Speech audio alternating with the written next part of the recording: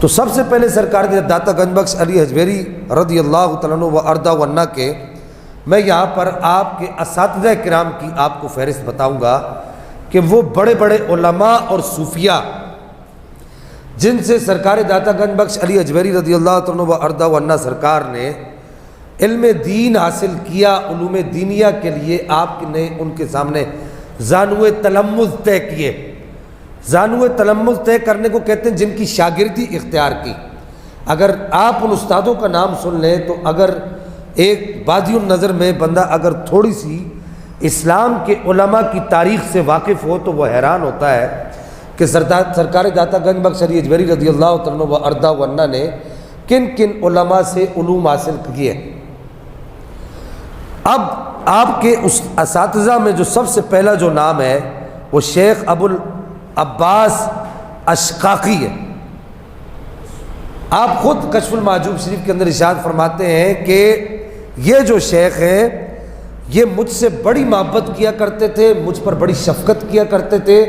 جب میں ان کے پاس علم حاصل کرنے کے لیے گیا تو یہ بڑے پیار اور محبت سے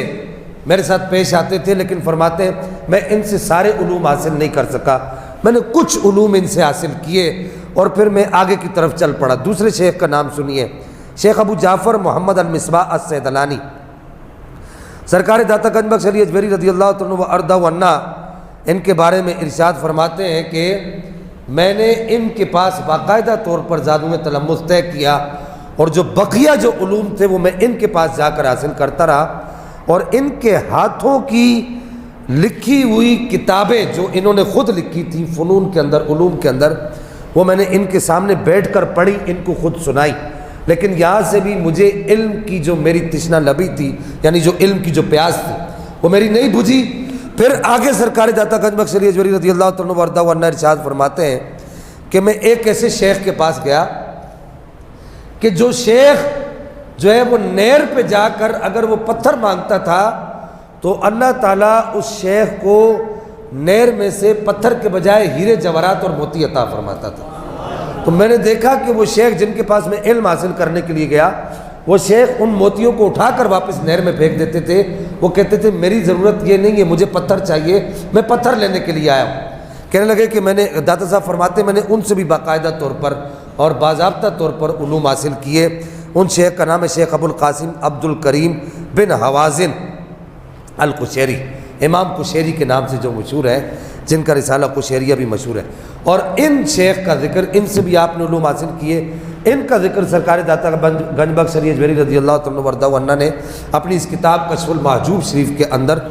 10 سے زائد مقامات پر آپ نے ان کا ذکر کیا، اور جگہ جگہ پر کہا ہے کہ میرے استاد میرے استاد میرے استاد، شیوخ کا داتا صاحب کے شیوخ کا ذکر سنتے جائیے۔ پھر اس کے بعد آپ فرماتے ہیں کہ یہاں سے بھی مجھے علم کی جو سیرابی تھی وہ مجھے حاصل نہیں ہوئی۔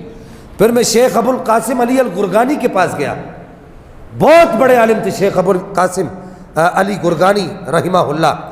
ان کے پاس میں علوم حاصل کرتا رہا۔ پھر میں شیخ ابو الفضل محمد بن حسن الختلی ان کے پاس علم حاصل کرنے کے لیے گیا، اور ان کے پاس میں نے علم تفسیر اور علم حدیث اور علم تصوف کے بعض عقدے میں نے حل کیے۔ علم تفسیر، علم حدیث اور علم تصوف کے بعض عقدے میں نے ان سے سیکھے۔ پھر فرماتے ہیں کہ پھر میں آگے ایک اور شیخ ابو احمد المظفر بن احمد بن حمدان ان کے پاس گیا، اور ان سے میں نے کہا کہ میں نے ان سے جا کر درخواست کی، ان سے گزارش کی، میں نے ان کو درخواست لکھ کے دی کہ مجھے اپنے شاگردوں میں شامل کر لیجئے، میں چاہتا ہوں کہ میں آپ کے شاگردوں میں شامل ہو جاؤں اور میں علم دین حاصل کروں۔ شیخ خواجہ احمد حمادی سرخسی فرماتے پھر میں ان کے پاس گیا اور ایک مدت تک میں ان کا رفیق رہا، ایک طویل مدت تک میں ان کے پاس علم دین حاصل کرتا رہا، اور کہتے ہیں کہ وہ بالکل نوجوان عمر کے تھے، ان کی عمر بالکل نوجوان، جس طرح نوجوان 18 19 20 سال کا ہوتا ہے اس طرح ان شیخ کی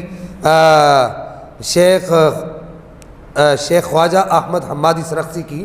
اس طرح عمر تھی، اور فرماتے کہ میں نے اس میں کوئی بھی عار نہیں کی، کوئی بھی شرم محسوس نہیں کی، چونکہ وہ بڑے عالم تھے، علم میں زیادہ تھے، تو میں ان سے علم حاصل کرتا رہا۔ شیخ ابو سعید فضل اللہ بن محمد المہینی ان کے پاس بھی آپ فرماتے ہیں کہ میں نے علم عقیدہ پڑھا، علم عقیدہ میں ان کے پاس پڑھتا رہا، اعتقاد کے جو مسائل تھے وہ میں ان کے پاس حل کرتا رہا، اور کہتے ہیں کہ میں نے علم عقیدہ کے اندر اتنا بڑا عالم نہیں دیکھا جتنے بڑے عالم شیخ موہینی تھے، اور میں نے باقاعدہ ان کے پاس زانو تلمس طے کیا۔ یہ کون کہہ رہے ہیں؟ داتا صاحب کہہ رہے ہیں۔ شیخ ابو عبداللہ محمد بن علی حکیم ترمذی، ان کے بارے میں تو داتا صاحب ارشاد فرماتے ہیں کہ میرا دل ان کی محبت کا شکار ہے۔ آپ فرماتے ہیں کہ میرے دل میں اگر کسی شیخ کی محبت ایسے سمندر کی طرح ٹھاٹے مارتی ہے، میرے کسی استاد کی محبت سمندر کی طرح سے ٹھاٹے مارتی ہے، تو وہ شیخ ابو عبداللہ محمد بن علی حکیم ترمذی رحمہ اللہ ہے، کہ فرماتے ہیں کہ میں نے ان سے بہت کچھ سیکھا، اور وہ علوم اور فنون کے بہت بے پناہ علوم اور فنون کے مالک تھے، اور میں ایک کثیر مدت تک ان کے پاس رہا، اور میں نے ان کی ساری کتابیں بھی خریدی۔ آپ سنیے گا، اگلی بات سنیے گا، یہ تو ایک طویل بات، وہ بات طویل ہو گئی آپ کے مشائخ کا ذکر کرتے ہوئے۔ آپ فرماتے ہیں کہ جس شیخ کے پاس میں پڑھتا رہا، میں نے ان تمام مشائخ کی ساری کتابیں خریدی، اور خرید کر اپنی لائبریری کے اندر اکٹھی کی، اور میں نے ان کتابوں کو پڑھا۔ ان کتابوں کے اوپر داتا صاحب رحمہ اللہ فرماتے ہیں میں نے نشان بھی لگائے، بعض نوٹس بھی ان کے اوپر نوٹ بھی لگائے۔ اب میں یہاں پر آپ سے صرف ایک بات، اتنی لمبی ہے آپ کو جو گفتگو کی ہے، صرف آپ سے ایک بات پوچھنا چاہتا ہوں کہ مجھے یہ بتائیے کہ داتا صاحب کتنے بڑے اللہ کے ولی ہیں، اور آپ کے بارے میں ایک قول یہ بھی ہے کہ آپ مادرزاد ولی ہیں۔ مادرزاد ولی ہوتے ہوئے داتا صاحب ہو گئے، سخی سلطان باؤ رحمہ اللہ ہو گئے، سید میر علی شاہ صاحب رحمہ اللہ ہو گئے، یہ سارے جتنے لوگ تھے سارے مادرزاد ولی تھے، لیکن اس کے باوجود یہ اساتذہ کے پاس علوم حاصل کرنے کے لیے جاتے تھے۔